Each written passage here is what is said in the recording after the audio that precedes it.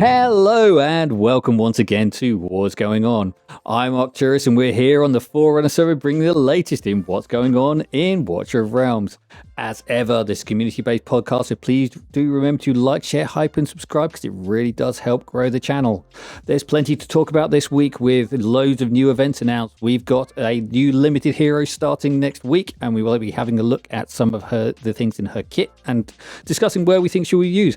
And we've got a big update in relation to the sale of Moonton because it looks like there's some movement on that front, and we'll be having a discussion about what we think that's going to do to the game and what we think we might see going forwards.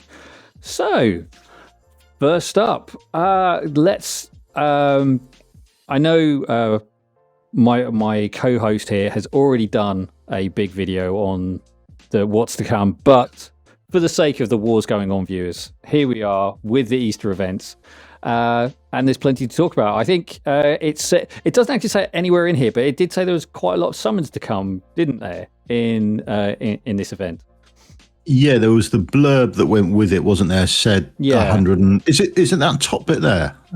Oh yeah, there it is. It does say there 160. Yeah. It's tiny text. There it is. But yeah, it's one of those things they haven't advertised well. They're very weird at that. Yeah. I don't know why. I mean, it's only 100 summons, guys. I mean, it's quite a lot. It takes you over halfway to getting her, doesn't it? Yeah, I mean, and that's really, really good because I know a lot of the people in the community went really, really hard for Guan Yu. So it's nice that the developers are kind of throwing something back to give everyone a chance. And obviously, unpolished legendary soulstone. I imagine it's probably going to be done as one of those like progression events that they like to do, where you'll be doing gear raids and you'll be getting eggs, and you'll get so many eggs, and you'll get to unlock the unpolished. So yeah, some we'll good see things on what's that Tuesday, isn't it? It drops for us, isn't it? Probably Wednesday, because it says the 1st of April. It's old -8 UT. I mean, it's weird timings, isn't it, for us? Yeah, Wednesday, Thursday it will probably be. So that's all right. We'll see. And it's the patch on Tuesday, isn't it? Sorry, that's where I'm going. Yes, global patch arrives on Tuesday. We've covered everything that's in there. The Sargak upgrade, the Sargak patch is really, really nice. The Solkadan's patch buff is really, really good. And it basically means that the later stages of the Infernal trials become ridiculously easy, and the fire dogs do absolutely nothing if you've got Solkadons on the pitch, because suddenly all of your units are immune to fire damage. So it definitely makes it a lot easier if you've got Solkadons. Yeah, not so easy with my Twin Fiend, but there you go. Not easy with Twin Fiend, but you have done it. So it just shows what a god you are. Right, so next up, there'll be a limited Treasure Island event. So Pirate Invasion. Okay, so plenty of things on there, including her artifact. A new Ike avatar, border, 2 borders by the looks of things. I assume one of those is a speech one, isn't it? Maybe that's maybe that's bubble. Chat bubble. Would that be right? Chat bubble. Yeah, that could chat be. Bubble. That's the phrase. Yeah. Okay, so we've got lots of new heroes coming. So we've got Akira coming this week. So starting Thursday-ish. She's the limited. We will go over her kit in just a bit. She's looking really, really strong. Aeris and Violetta Vane. We'll just jump out of this for a second to discuss the point that came up in the notes in relation to this, which was that the developers are introducing a new type of summon event, and it's basically going to give you that if you have No, Violetta Vane's summoning is the one you're looking for. There we go, that one. There we go. There we go. It's the Easter special bit. There we go. Spring Breeze. So if you really have one of these units at a 5 and you obtain the same hero again from either the blue summons or the yellow summons, you'll receive a resonance points. If you get 2 resonance points, then you'll get a free one of the other item. You can choose either one of the 2 banner units. So that's chance to get that only once and once only. And it's really, really nice, especially as more of us have started to get some like highly awakened units. It makes, especially amongst the people who put money into the game, then they've got the opportunity to get some more of the banner heroes, to encourage them to put more money into the games, keep the game alive, all that stuff. I think it's a good system. I would like it to be permanent. I think as a one-off event, then it's only for Wales. However, if you are a long-term free-to-play player and you've got some A5 units coming along, like I've been unlucky, I've got an A5 Ulrim. But if he was on a banner and this system was in place, maybe I wouldn't think that's a banner I'm dodging because I don't want an A7 Ulrim or whatever. But now if I got a resonance point that I could keep and that went into my storage, then who knows? A few months down the line, there could be another banner that it happens to, and I think it would only be in relation to that weekend banner. So you'd still have to go 400, 600, 800 deep to get the banner hero. But it does mean that if there is, it's exactly as you say, if there's a banner where you've already got the unit A5 and you're only interested in the second one, you don't have to worry quite so much. You can just go, do you know what? I'm just going to hammer for that. And even if I do get unlucky, then maybe I'll get enough resonance. I'll get enough resonance points so I can get the actual hero that I want. Exactly. So it's a nice... It's a nice concept. Where they go with it, I don't know. One-off event, I assume they're seeing if it actually works, would be my guess. A quick warning for people, though. If you've got an A4, for example, and you pull one, make sure at that point where you pull them that you make them A5, because otherwise your next pull won't, according to this, give you a resonance point. If you've got one at A4, you'll still keep collecting them as opposed to getting resonance points. So make sure that if you've got one at A4 and you pull one, you make them A5. There you go. Yeah. Good public service warning there. All right, so let's get back to those notes. Okay, so here we are, and so then we've got Gretchen, who's looked to be another non-Lord unit in the Ancient Pool, which is rather frustrating.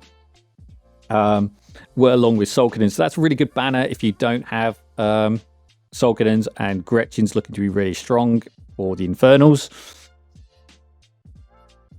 Then I don't know much about Graves Greybeard, but Beatrix is really good, so that can only be interesting. Graves Greybeard is an attack-based defender. Okay, so you build kind up of his like attack. A non-limited Captain Reeve. Yeah, he does some other stuff. He's got like a knockback effect with him as well. He shrouds people in mist so they can't be targeted. He gives out inspiration buff as well, and he ups that during his ultimate. And he gives himself physical and magical damage reduction, I believe. So he does. Sounds like a Malric rune specialist, so that could be really interesting. He does work as a tank, which is surprising. I thought if you're building full out attack, then it wouldn't work. Him being a tank, but yeah, he does actually work as a defender as well. Something I do like about him is I believe looking at that he's going to go. Yeah, he is, isn't he? He's with Beatrix, so he'd be going in the normal summoning pool, which makes him fantastic. Yeah. Yeah, definitely. It's especially if, especially if he's going to give quite a lot of utility, and that does sound like he's bringing a lot to the table. So, but that is a good banner, there, isn't it? That's a really solid banner. You can't complain about that.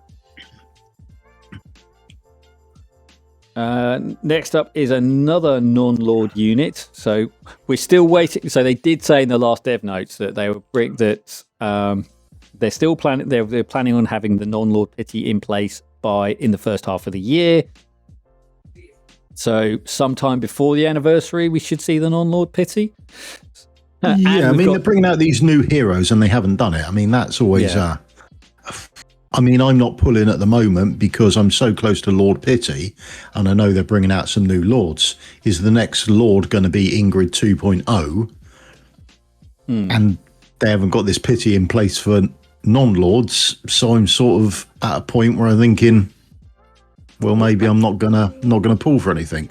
Yeah, and a lot of people are also saving for the potential Assassin's Creed collaboration. I would say that they dropped that early. They did, and a word of caution on that was that the Game of Thrones collaboration was announced on the Chinese servers around the same time as the Dracula event was announced on the global servers, and they only started the Game of Thrones collaboration in the last week or so. So it's been a long time before those units actually came available. Months. So it was about 3 or 4 months before it actually went from being announced to actually going live. So that would come in about the end of the first half of this year then? Yeah. So that would tie in with having the ancient legendary non-Lord Pity. Yeah, indeed. And it would fit in with what the dev note, the dev roadmap said about having this in the second half of the year, potentially. So it's... Okay. It could still be some way away. But at the same time, we also don't know if we're going to have the 90 Lord, the 90 Pity available for the non-Lords, for any non-Lord ancient exclusive heroes in that pool. So we'll have to see what happens. So, can we try that again, or are you... That's a mouthful, isn't it? It is a real mouthful. So we don't know if we're going to have like a Count Dracula type exclusive in the Assassin's Creed crossover event. So we don't know what's going to happen. I'm going to make sure I'm holding back 90 just to make sure I've got something there. So I will make 1 or 2 pulls on these things, but I'm not going to dip significantly below a 90 threshold so I can get back to there quite quickly. A couple of new skins, a Masquerade skin for Akira, a sort of Gorgony type one for Hatsut. I'm slightly surprised they didn't go for... Oh, what's her name? What's the name of the snaky lady who's already pretty much a Gorgon? But I guess that Hatsut's more popular. Serpentina or something, is it? Yeah, Seraphina. That's it. Seraphina. Yeah. I mean, Hattie has got one of the best cinematic entrances in game, I think. Yeah. When she comes on, I still do that. I mean, the style one's always up there as well for that sort of spectral appearance and just causing absolute chaos and melting everything. So, yeah. Now, these next two are absolute nightmare fuel, but you have to remember that they're also being released as the these are the kind of the skin events for April Fool's Day, so I don't think they're supposed to be taken too seriously. Get them if you want them, don't get them if you don't like them, but free units. You're going to get the Hex one, aren't you? The Hex one is free stats, so you can't really complain about that. And the Vaughn one, if you want to buy it, you can buy it. So he's in the discount, is that right? Isn't he? Yes, he is. Along with an upgrade for a skin for the camp, which is one of the other things which is in there. Yeah, the boat, isn't it? Yeah, the boat, which is a summoning stone skin. Yeah, the best skin is free, isn't it? Yeah. I do like Redbeard. I think that is absolutely awesome. He looks brilliant. I can't wait to change my Dwarven Association. I would have considered spending on that one, to be honest. I think it's absolutely fantastic. But I'm getting it for free, so that's always good. It's awesome. But that's fantastic. But these are just the start of it. Helios is free as well, isn't it? The yes, Pantheon, is that right? It's an event shop, so it will be one of the events that's coming available, up. It'll be free to get through there. I mean, that's coming in from the 1st of April, so that could well be that it's a April Fool's Day event shop that they're doing. So keep an eye on in-game announcements, etc. And yeah, we'll see. And yeah, that's it. So those are the events, looking really, really cool. And Akira, I'll just keep her on screen, and I will pull up her skills. No, I won't keep her on screen because I'm an idiot. There we go. She looks good, doesn't she? Yeah, done she a good really job good. there. I do like the steampunk thing they've gone for there. That is fantastic. Good effort on their part. Yeah, I'm not quite sure how they're really going to sell it as her being the daughter of Setram, which is apparently is what she is. So we'll see how she goes from there. So Akira's skills, kindly provided by Mystic, because I don't have test server access. So here we go. She's a 22 cost AoE marksman with standard AoE marksman range, so sort of the Nyx, Kai range. So she does, what's this? So randomly deals 50% damage to enemies in three times, hitting up to 5 enemies each time. So that's quite, yeah, that's quite a lot of enemies that she's able to put out damage to. Yeah. Guess where she's going to be good at? Yeah, let me think. Matrix, maybe. Yeah. And also, she's a northerner. So if you're taking Mina out of your team, she could slot in that platform where you had your Lady Mina. Yeah, and Northerners, with Guan Yu as well, they've had a real big buff recently. Just in terms of the amount of put her in with Elder, that sort of thing, and you're good to go. I still don't have Adrian still on his banner. I didn't get him on the pick a hero. I didn't get him, and then on my summons with Divines today, I didn't get him. Oh man, I'd love to get him. I'd love to get him A1 because he does make Matrix.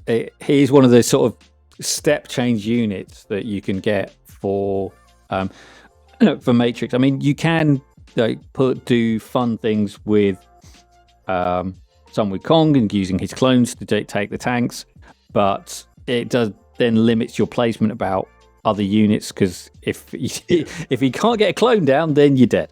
So which is more problematic than anything else. So it is just a case of making sure you can get him down to do what you need him to do. But yeah, Adrian is really useful for Matrix.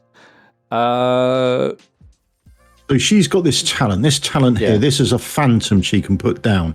And it costs, I think it costs 12 at the start and decreases down to 5. Down to 5, yeah. It ticks off every couple of seconds. You sort of drops the cost of it.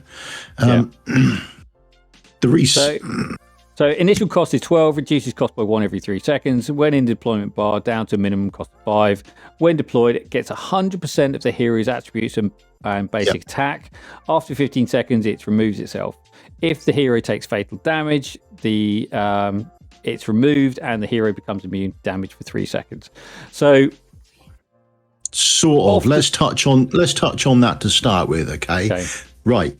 The hero takes fatal damage. For me, she took most of the damage when I tested her. They sort of left her with an empty energy bar. So she didn't die, but it looked like she only had like about 1 HP left. Right. And then that last bit that the mob took. So where I was just trying her on Matrix to see if she could tank Matrix, for example, what would happen is she's got the dot on her. So even with the healing, the dot just boom kills her off straight away. So she's got it appeared to me that it wasn't like you didn't dodge the hit in its entirety. You just dodged the fatal part of the hit. Yeah.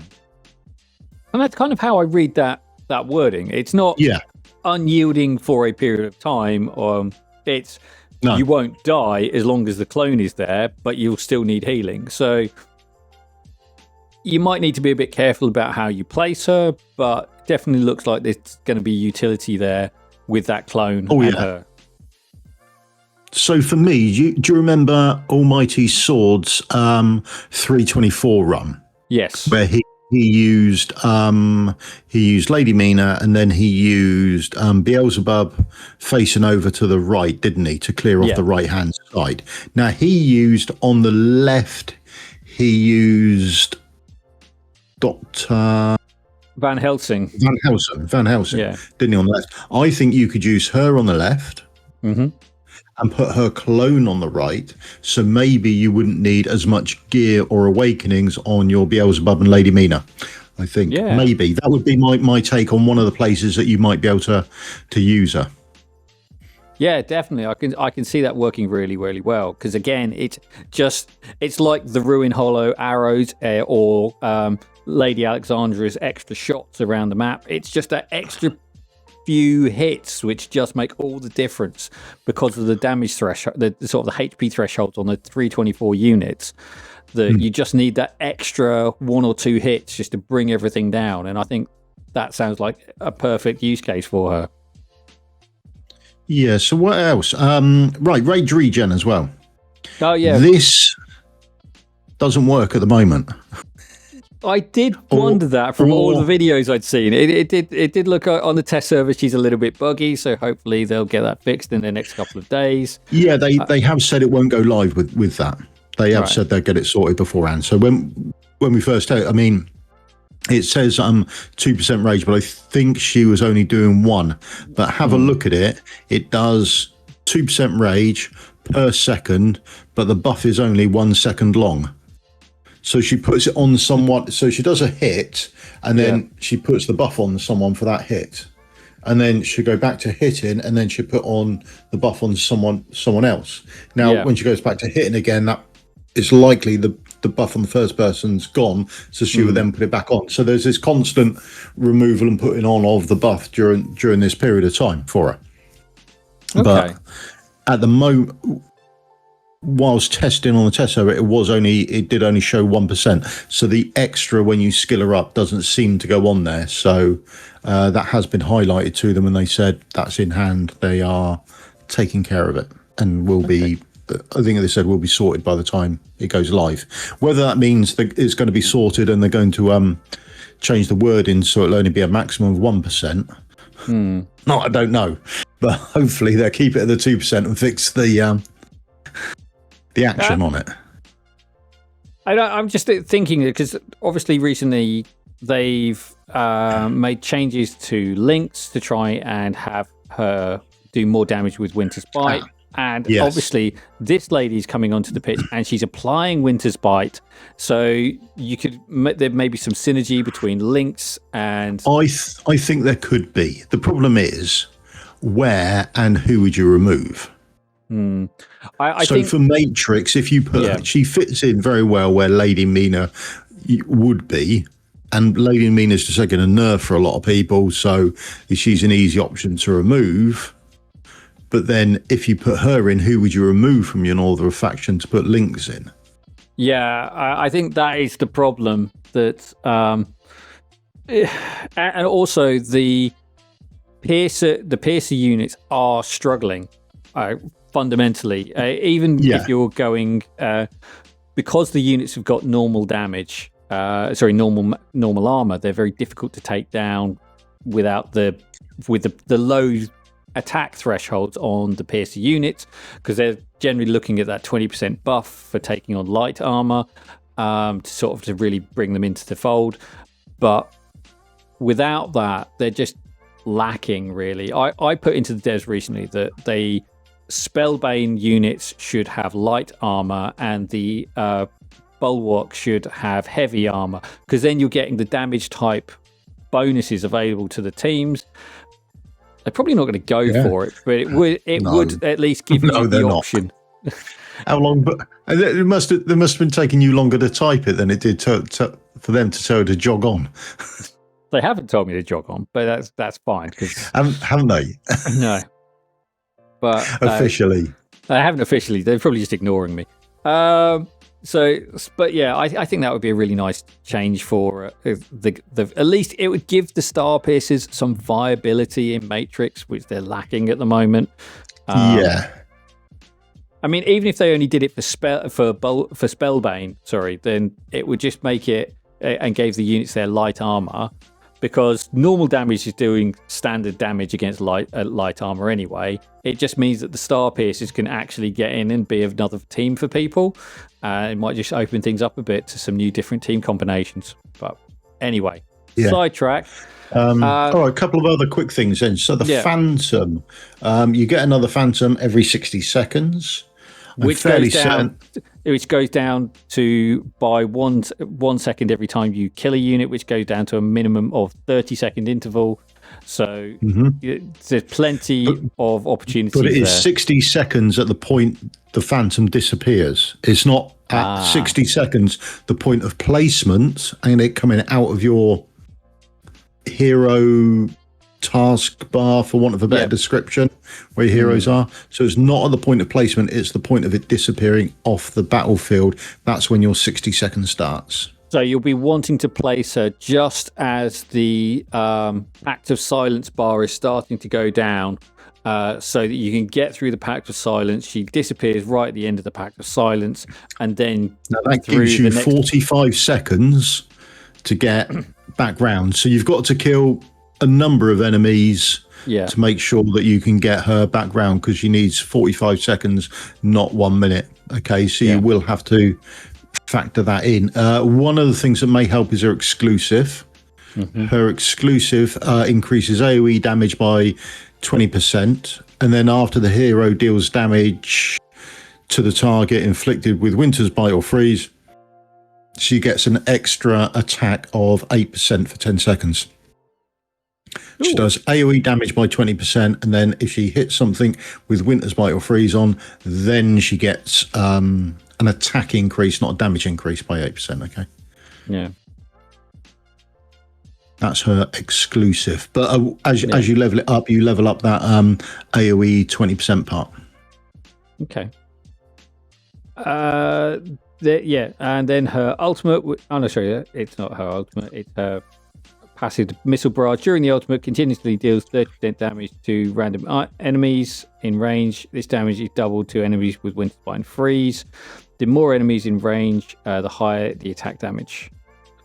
We don't actually have the ultimate on here, but basically she just unleashes a load of damage to, I think it's like 6 shots to enemies, and then if there's more than 3 units in range, she releases an extra blast of her her attack to the units. So the more units there are, up to 6 in range, then she does more damage. So and she fires an extra blast of her cannon at them. So really interesting looking unit. Definitely designed around Matrix. There's plenty of videos out there from the test server community who have shown her at use in Matrix. Prospector was showing her off in Gear Raid 1. I was just chatting before we came on air about how she might be viable in Malric. Malric's probably the Obsidian trials, because then you could have her working on both sides of the map, just to try and add some extra damage on one of those sides. Or if one side needs extra physical damage, you could have her both of them on one side just to throw those extra hits out. Yeah, I'd say that's viable. Yeah. And personally, I think she's a limited unit. She's the first limited marksman we've had. I think she's looking really rather strong. I'm definitely going to chase her for 200. Will I try and get to A1? Definitely. Will I get there? Probably not. But you can always hope. But I think she's definitely going to be one that I would be adding to my pick your own units in the future, just to try and get some more awakenings on her, because I think that's going to be a good one to have. Yeah, she is a really good hero. I think they've thought about what they want to do. Someone commented on the video, did they plan nerfing Lady Mina before they introduced her? There you go. There's conspiracy theory for you, okay?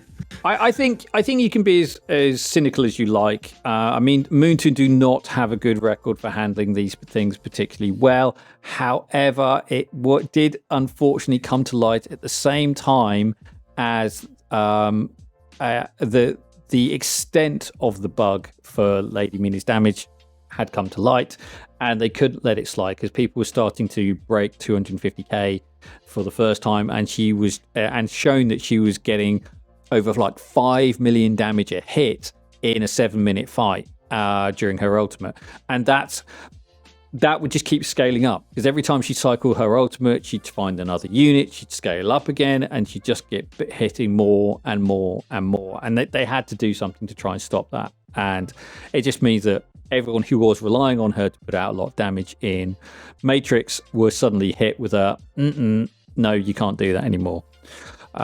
So thankfully for me, Guan Yu to come in, he's picked up the slack, and I'm about to the same threshold where I was before.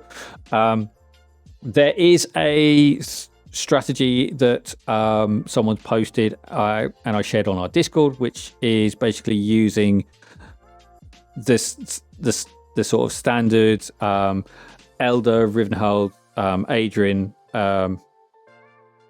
sort of team composition, sort of Northerner Watcher teams, and they were showing how you could get 80k out of that by delaying deployments a little bit at the start to try and keep the initial stacks down, and then just going through the cycle. And they were saying that they could get sort of high 70s, 80k. Now, I hadn't fully checked the awakenings on that, but some of the guys on the Dragon Slayer Discord have said they've tried it, and it really did help push their scores up. So if you do have that team comp, and you're willing to spend a bit of time playing around with Matrix, then there's something which might help push you up to the next threshold. Okay, so those are the first 2 points. Next up, the Moonton sale. So we brought this to you a while back in relation to the sale of Moonton. And last week, the news broke that the deal has been agreed. Moonton have, ByteDance, the parent company of Moonton, have agreed with the Savvy Games Group to sell Moonton for $6 billion. And yeah, so it's all right, isn't it? It's nice. $6 billion. $6 billion. I mean, I could do with that. I mean, have a right laugh. Yeah, it's nowhere near as much as they spent on the acquisition of EA, but EA comes with a significantly larger portfolio. But what Moonton does come with is Mobile Legends Bang Bang, which is a very big in the esports arenas. And as Savvy are part of the Saudi Wealth Fund, and they're looking to become a global center for esports, this is very much right up their alley. This is exactly what they want to do, and it just so happens that Watcher of Realms is one of the portfolio that sort of moves along with that. Do we get left alone, or do we get ditched then? I suppose that's the question for everyone, isn't it? Yeah. Or do they put in, pay to complete events and that sort of thing? Do they try and milk it? That's probably the issue. From what I hear from most people, I mean, I've never brought out big companies before. No, but other people in the comments were saying what's normal is the fact that they don't really touch them. They don't really do a lot with them. They don't really care. As long as that revenue keeps coming in, then they just leave them to themselves and don't really worry about it. So hopefully we will just be, for want of a better description, forgotten about and left alone, and the people working on it can just carry on doing their thing, and we can live in our own little bubble safely away from everything. Yeah, I think that is probably something that's worth taking away. So the Reuters article, which broke this last week, did say that the leadership in Moonton is going to remain the same. So at least in the short term, nothing should change for Watcher's Realms as a game. They're going to carry on as they are. It's just, who the profits go to changes. It's gone from being ByteDance, you get their cut of the profits, to being this Savvy Games Group. The date for the move has yet to be agreed as well. So they did say they were trying to wrap something up in the first quarter of the year. It looks like they've agreed. It looks like they've signed the papers, but all of the articles I've read so far have not mentioned a date at which it's going to happen. So as of now, nothing changes other than the fact that we know there will be a transition at some point in the future, unless someone throws a hissy fit as the EA deal went through, and that was 5 times the size of this deal. I can't see anyone really objecting to it. So do you think they will put something out in game, or do you think we would just see Moonton replaced by Savvy Games and that would be it? I think the splash screens might be updated, maybe, but ByteDance isn't mentioned on the splash screens as it stands. It still says just published by Moonton. It doesn't say anything about Moonton being part of ByteDance. ByteDance, yeah. I think for the guys in the US, it may change because then they might say, okay, so Moonton now being bought by Savvy means that they can come back out of the Skystone fold and back into the Moonton fold, which might mean they can have the single client again, which I imagine would be quite good for those people who like to move around at all. But yeah, it's a lot of unknowns, really. We do know that there's been lots of these acquisitions recently, certainly across other games, and they've not seen significant changes in how the games are run. Now, obviously, there are the people behind Pokemon Go and some of the games which have been bought by Savvy Games Group do have some aggressive monetization tactics in play, and those are more aggressive than we have previously experienced in Watcher of Realms. And this game is built on not aggressive sales, really, isn't it? I mean, some people would say it is, but I mean, I came from Raid, and that's really predatory. Whereas I think this is, relatively speaking, quite generous, particularly if you're free to play. I think you can do the events, you can do the fusions, you can do the shard events. There's nothing in event-wise where you have to spend or even sap up all your resources, really. I would imagine you won't have to use resources in the event coming up to get the unpolished soulstone at all. I would imagine if you just if you logged in every day and did the dailies, you would get it. But it would be a significant shift for this game if it became much more monetized. Yeah, I mean, there's a lot of sort of worry about this pay to complete. So without spending, you can only get so far through the event. Hopefully, at least in the short term, we're not going to see that change. I think what we have to take on board is that this is something we're going to have to watch as a community. We can fight it as a community. We can be an outraged voice, and if the developers see that the community isn't going to tolerate it, then they might change. But one thing I've learned from all my years of mobile gaming is that if something is for sale in game, no matter how much it costs, someone will buy it. And you might think, that's stupid. Why would someone buy that? But someone will buy it. I remember. You remember when the unpolished soulstone went up for sale? It was like $100 or something like that, wasn't it? Yeah. And then everyone was $100 for that. That's ridiculous. That is mad. And then the next Dev Insights, someone asked the question, why was I limited to one? Yeah. That's up. There you go. There's the other side of the coin for you. Yeah. I mean, they couldn't please anyone with that event. I mean, people were upset by the price and other people were upset they were only limited. How to bring the community together. Everyone was upset by it. Yeah. So let me wail harder. Yeah, but I think I think one thing that this could do is that Watchers has been kind of in its own little bubble. It's not necessarily making the grounds that it wants to in the headspace, and while it's quite happy to sit there and poke fun of Raid with its marketing campaigns, with its skeleton, which is clearly definitely not a rip-off of the Death Knight from Raid. I like it. I'm pleased they've done it. I really do. I would like them to do more.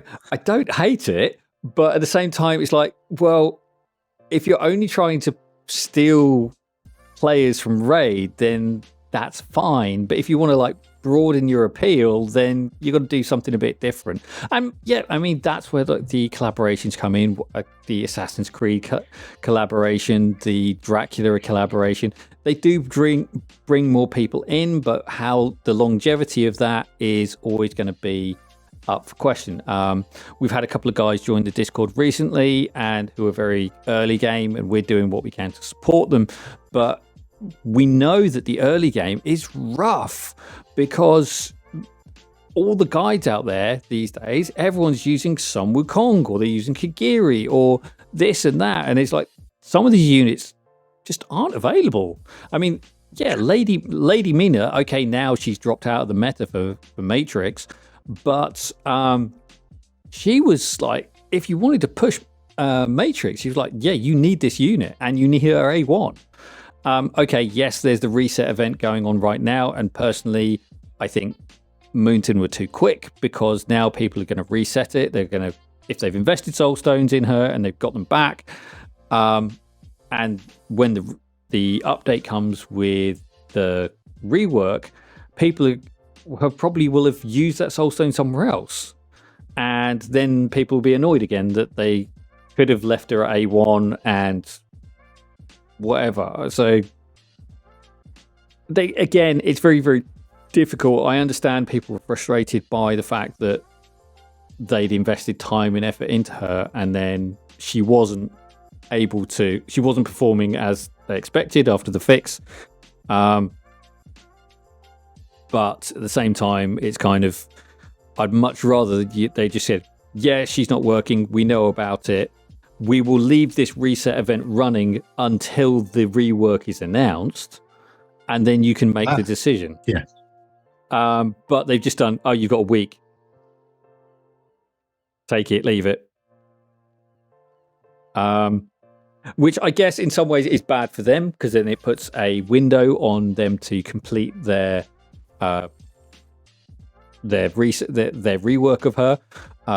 But at the same time, for the community, it's good because it allows people to make an informed choice. And at the moment, they can't make an informed choice. All they can say is, you can have your resources back and a mystery bag, or you can have a mystery bag and wait. And so it's... Yeah. Sorry. So have you reset yours? No, I haven't. Mine was a natural A1, so there was no incentive for me to reset her. So she just sat in my gallery. Back to my point, marketing. So Savvy Games Group, wide appeal. They might be able to leverage some of the marketing knowledge from the wider Savvy community into helping the game grow into new players, maybe doing some collaborations across the Savvy Games Group to someone I think was in the comments was saying you could have more football, like bring in EA heroes. I mean, I joked about with the Estrid with the Sims logo on way back. I mean, there's more stuff that they can do potentially, and theoretically, IP negotiations should be easier because you're doing it within the same organization. Yes, they still exist. Yes, you still have limitations what you can do. But when you're talking within one parent company, these conversations are always a lot easier than going across organizations. It's just the way these things are, contract law being what it is. It'd be nice if we get a bit more marketing out of it. It'd be nice to see the game grow. But there are challenges coming up, isn't there? So Godforge, when it comes out, is going to take people away from both Raid and here. To some, whether they stay there or not, that's a different option whatsoever. But people will go and try it. There's Void Hunters coming out as well. That's dark and grungy, so that will again take people. So whether they stand the test of time or not, or whether people just dip their toe in and come back. So they are going to have to, I think, work harder. I like competition. I think that gives us a better product as customers because they've got to work harder to keep their customers there and certainly keep them spending and not take their money somewhere else. So I think competition is good. Raid had it too easy for far too long. Yeah, I mean, as a squad-based games that work like Raid, it was Raid and Star Wars Galaxy of Heroes for the last 10, kind of like 7 years uncontested. Watches has come out. And they could charge what they liked. Yeah, and Watches has come out and started to sort of make some headway, but it's not been groundbreaking, but it's kind of chipped away at a bit and it's done some stuff. Yeah. But it's not doing the sort of numbers you would expect for, I don't know, to like really take a bite out of these things. And I don't know if that's because it's too niche or because the gameplay interaction, the early game doesn't transition nicely. And I think they've kind of made to try and make headway with that, with the Odyssey and the storyline, to sort of drag people from the transition through the game and the Odyssey giving people something to focus towards. Now, all it's pointing to is that it needs a rework, but that's another story for another day. But you get Sun Wukong early now, don't you? Yeah, day 11. He's now an available unit as a guaranteed 200 summon. So it's good. Really, really nice because he's such a useful unit. Yes, you kind of need him A1 to start accelerating through to sort of get him going. But if you... Early game, day 11, he's fine at A0. He is fine at A0 on day 11, isn't he? Day 11, you're getting Sun Wukong. Day 12, you're getting Wrath. You're getting Eliza, something like on day 20. So, I mean, the early game now is just transformational in terms of what you can do with these units. Can't do anything. By then, you're not getting any legendary resources, are you? Yeah. I bet they're stuck with no skills, aren't they? Like, this is no skill dust. Yeah, no skill dust. Can't do anything. No epic skill dust. There's me with 65,000 epic skill dust in my storage containers from the years of playing this game. Yeah, I have some. I've got some spare, but yeah. I keep giving it to my guild, but it doesn't do anything to help anyone. The guild haven't done anything with it. Yeah, they're not investing it well. Yeah, blimey. But I do think that they're trying to make some headway with that. To try and make the game a bit more easy for people to sort of transition from the early storylines to getting into areas to focus on. And what the Odyssey's quite good at is getting people to go, okay, I've made progress in this stage. Now, what do I do next? And it's like, well, okay, so you've done that level of gear raid. Okay, now go and push this area of the game for a bit, then come back and go to this area of the game and do this bit.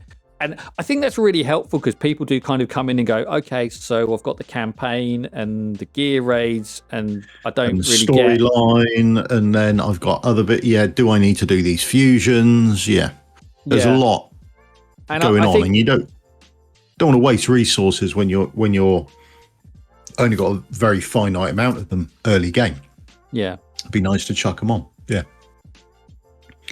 that's drifted off topic, isn't it, from the sale? It has, but I mean, it is.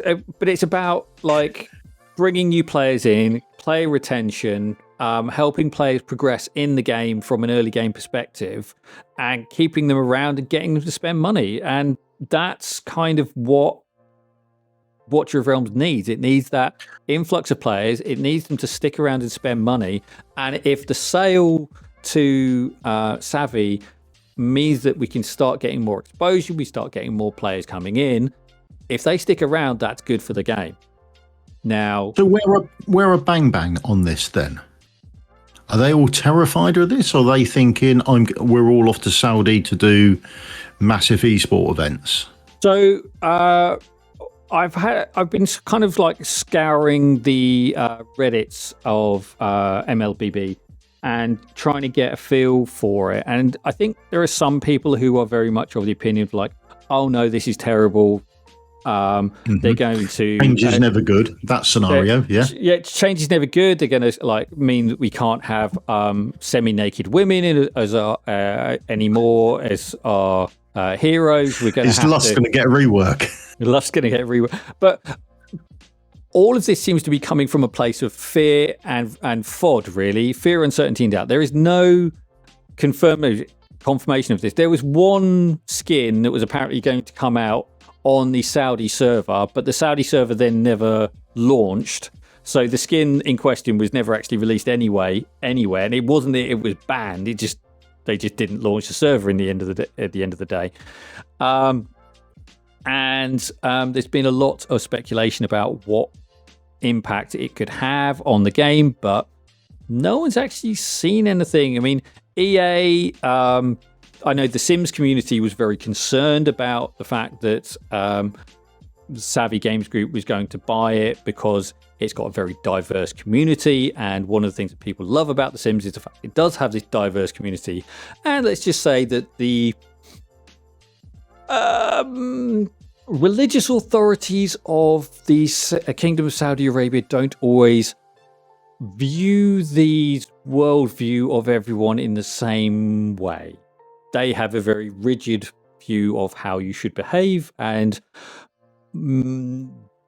yeah, without getting too political, doesn't like it. Gonna stop there, yeah, I'm stopping there. But basically, and so far, nothing has significantly changed. One thing that they have introduced is a marketplace for people being able to sell things, but it's unclear as to whether that was something which was always in the pipeline.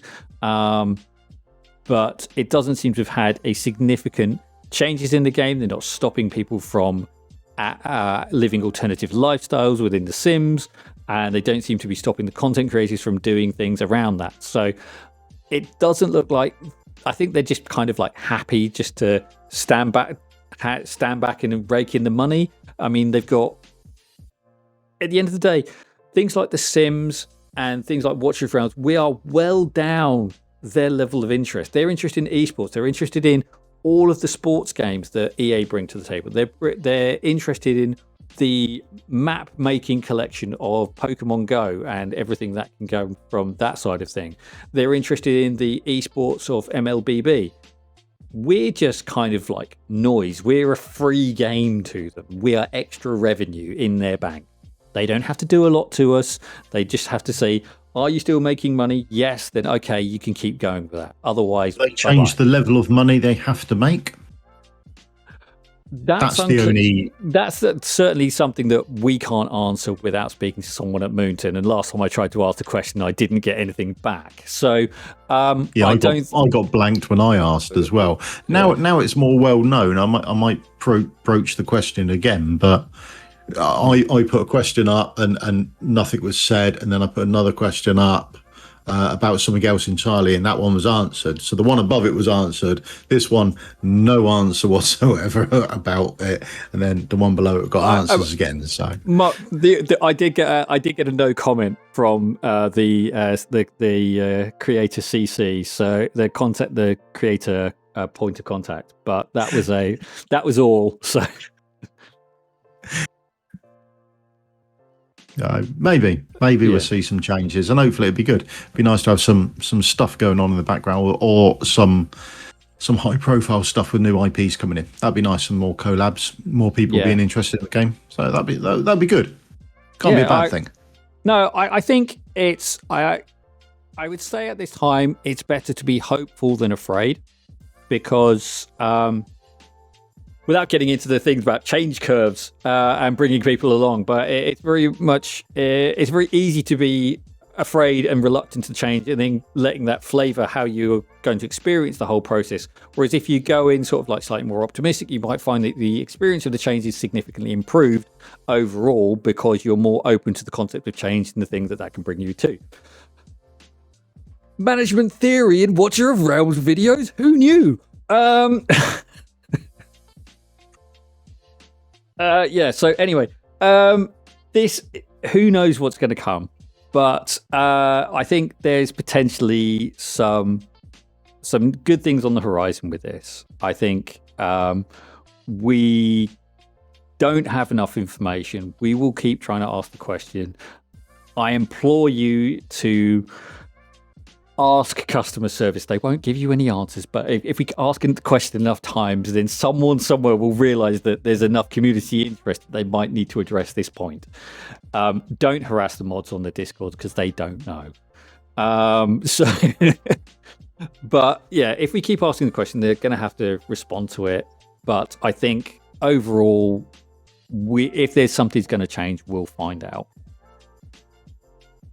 Right. Any final thoughts, Mr. Cool? Yes. Yeah. Actually, I have. Yeah. Couple of things for this week. So I just thought we'd just tie this in at the end. Gear dungeons. Last couple of days of gear dungeons, isn't it? So Make sure you do your gear dungeon runs. The Guan Yu event is ending, so make sure you spend your stuff in the shop. Yep. And not that there was that much of interest in the shop towards the end of it. yeah, but don't leave all the stuff in there. Buy your mithril. Go for it. Yeah. I mean, have loads of mithril. Can't go wrong. Can never have enough of the stuff. I've got 20,000. Well, you know, there could be some new artifacts coming out that you really, really want. Yeah. And what else are you going to do? You're going to have gold instead. I think I will take the gold. And also,